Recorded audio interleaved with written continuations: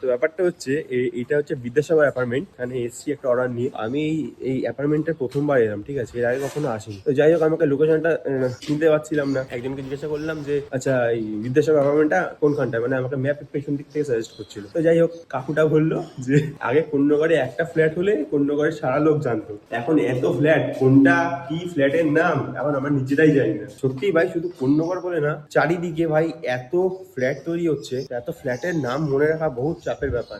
তো যাই হোক, আমি শিপমেন্টটা হ্যান্ড ওভার করে দিয়েছি কাস্টমারকে।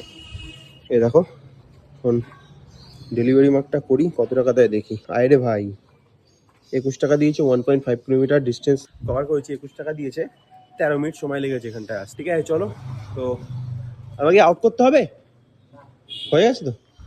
ঠিক আছে চলো তাহলে। এইটা এখনো অবধি আমার এটা না হচ্ছে 6 নম্বর অর্ডার। তো ঠিক আছে, মোটামুটি 10টা অর্ডারের টার্গেট আছে।